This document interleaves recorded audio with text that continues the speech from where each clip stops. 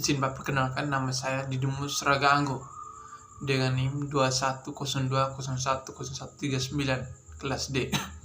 Oke, baik Bapak. Asas kebebasan berkontrak. Asas ini merupakan suatu asas yang memberikan kebebasan kepada pihak-pihak untuk satu, membuat atau tidak membuat perjanjian. Dua, mengadakan perjanjian dengan siapapun. Tiga, menentukan isi perjanjian, pelaksanaan dan persyaratannya. 4. Menentukan bentuk perjanjiannya, apakah berbentuk tulis atau lisan. Setiap orang dapat secara bebas membuat perjanjian selama syarat sahnya perjanjian dan tidak melanggar hukum kesusilaan serta memenuhi persetujuan umum. Contoh asas kebebasan berkontrak meliputi 1. Kebebasan untuk membuat atau tidak membuat perjanjian. 2. Kebebasan untuk memilih pihak dan siapapun ia ingin membuat perjanjian. 3. Kebebasan untuk menentukan atau memilih causa dari perjanjian yang akan dibuatnya. Yang kedua yaitu asas konsensualisme. Asas ini dapat disimpulkan dalam pasal 1320 ayat 1 KUH Perdata. Dalam pasal tersebut, salah satu syarat sahnya perjanjian antara kedua belah pihak. Perjanjian sudah lahir sejak tercapainya kata setuju.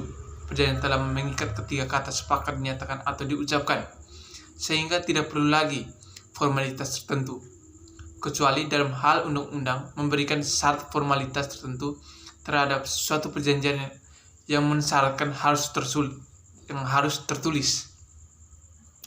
Dan yang ketiga, asas kepastian hukum.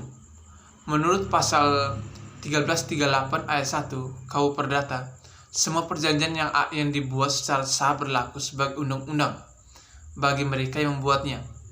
Jika terjadi penyelesaian dalam pelaksanaan perjanjian, maka hakim dengan keputusannya dapat memaksa agar pihak yang melanggar itu melaksanakan hak dan kewajibannya sesuai dengan perjanjian. Bahkan, hakim dapat meminta pihak lain untuk membayar ganti rugi.